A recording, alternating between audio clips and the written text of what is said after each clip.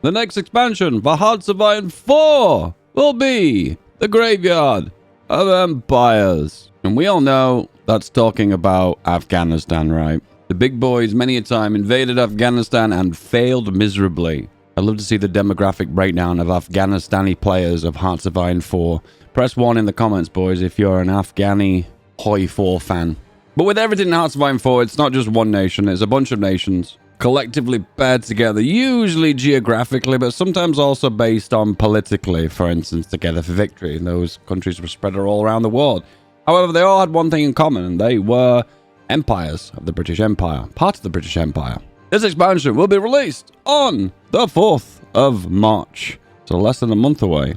This expansion is going to be very similar to Battle for the Bosporus, as well as Trial of Allegiance, which is a bunch of nations in a certain continent or geographical region of the world. For instance, Battle for the Bosporus was the Balkans. Trial of Allegiance was South America, and this is the Middle East. Let's have a look at the Steam page. So this has been up for a little while, so none of this information is brand new. But just to recap, Q1, it's going to be March. That's right, the British Raj will be reworked again. Together for Victory, now the Graveyard of Empires. Iran, Iraq, and Afghanistan. Bit of a temperature check to kind of gauge my excitement and your excitement from the community. A lot of these nations' role in World War II was more limited to a lot of the major powers. And I think overall, I feel less excited for this, and I think you guys probably reflect that too. But if I'm wrong, please comment below, say you're excited about X nation and why.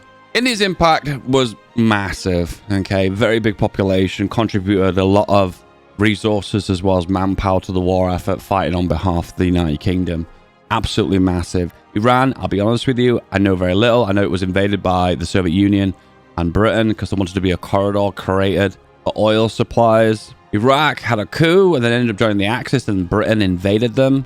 Specifically says this is a British client state, which is interesting because in the standard game it's not. And then finally Afghanistan. My understanding is Afghanistan was not even involved in World War II at all. I don't think it even bordered any of the nations in the war itself. I guess it bordered the Chinese faction by a very small panhandle. So FYI, this is not with the new DLC. I do not have it installed right now, but I thought I'd just look at the map itself to get an idea of the way it works. So Afghanistan borders the Soviet Union, so I was totally wrong about that. And it also borders the British Raj. For some reason in my mind, I was sort of isolated into Iran. So it does actually involve the two major powers in the world. It'd be kind of cool if Afghanistan had this cool defensive bonus and it was more about being isolated.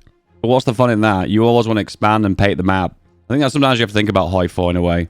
It's all about war, it's all about conquest, it's all about painting the map, and those mechanics are the most fun. So why would you create a strategy about being defensive? It doesn't really make a great sense, unless on historical you historically get invaded, which as far as I'm aware does not.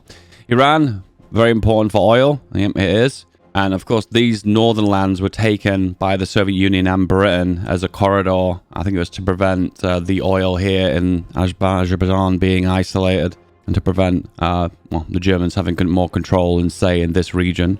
And then, of course, we've got Iraq here, which also has quite a bit of oil too. Oh, the oil at the start of the game is actually owned by Britain. You know what? I'm learning new things about the game here. I never even knew that. Because I believe there's actually a decision for Iraq to take the oil back. There you go. Nationalize the oil. You gain war support and you remove the oil rights from Britain. It doesn't cost you any political power and it instantly happens. And I believe Britain doesn't even care. No, they don't. The relations difference is exactly the same. So the theme of this expansion is oil and the British Raj and Afghanistan. This is the campaign calendar mentioning the historical democratic path. Will be shown in this dev diary. Alt history, more Raj, Afghanistan, Iraq. You get the idea. Does look like that Afghanistan and Iraq are going to have smaller focus trees because it looks like they're paired together. Once again, another temperature check here. It's cool that Paradox are offering us more content. I love content. However, these nations aren't very high on my excitement meter. I think the number one here that really gets me excited is Raj. All the other ones, I'm not really feeling that much. As I've mentioned many times before, turning a minor power into a major power is probably the most fun thing you can do in Hearts of Iron 4. So an ability to turn Afghanistan, Iraq, or Persia into a major power and actually contest in a certain area of the world by using maybe your resources as a leverage tool would be so cool. However, if I'm a minor power and I'm being punished for being a minor power by having very negative national spirits, it's going to be a little bit frustrating. By the way, I have no hindsight going in, by the way. I don't know how these focus trees are going to work. I'm just playing by ear and just taking a wild guess. British Raj, the jewel of the British Empire, rich and strategically vital. So when the British Raj did leave the British Empire after World War II, it was the biggest financial loss for Britain. So this nation has the capabilities of becoming a major power based on the amount of land that it owns, which is really cool. However, it has got many other nations within it. They've got the princely states as well as Pakistan and Bangladesh. It's a very, very large nation with lots of opportunities to become a major power, which I think is so cool. Iran is another potential great power. Oh, potential. I like the fact that they admit it's potential. Experiencing pressure from the Soviet Union, the British Empire, significantly focused their allies to assist the imperial incursions and historically weakened Iran, as well as offering potential for newer and modern Persia. It doesn't really tell us anything other than it potentially is a great power, which is nice to see. Iraq, take control of the British client state. So it's openly admitting this is a client state now. Not just owning the oil, but Britain actually owns it. It'd be interesting to see if Britain had the capabilities of influencing Iraq and maybe integrating it more so. It's interesting how the start of this is very together for victory-esque, because we've got India, which is a puppet of Britain, then we also have Iraq. However, it doesn't say puppet, it says client state. Maybe it'll work differently. I don't know.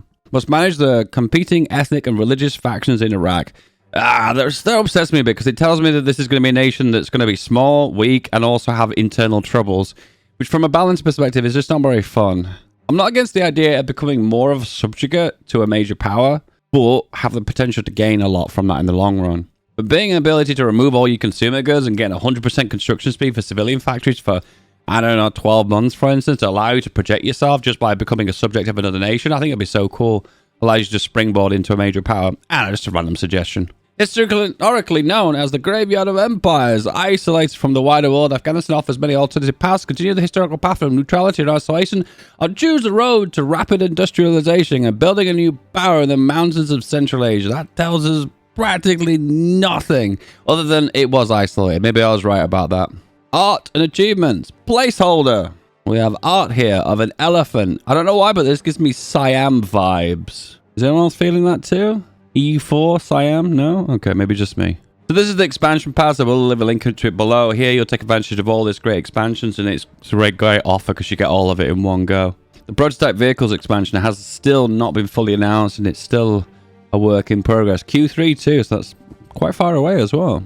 And overall, you get to take advantage of all these cool bonuses if you take advantage of the link, which is in the description below. Let me know if you bought that link and took advantage of it, because it gives you lots of cool, spicy bonuses. Are you excited about this expansion, guys? Can you give me a number between 1 and 10 to tell me how excited you are of the expansion? Just to give a bit of a feel and a gauge of the community.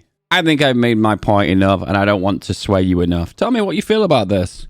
And of course, there's going to be more dev diaries coming up, so focus on this specific expansion. So if you don't want to miss those, don't forget to like, don't forget to comment, don't forget to subscribe, and ring-a-ding-ding my bell. I love you. I hope you love me too. Do you love me? I'll see you next time.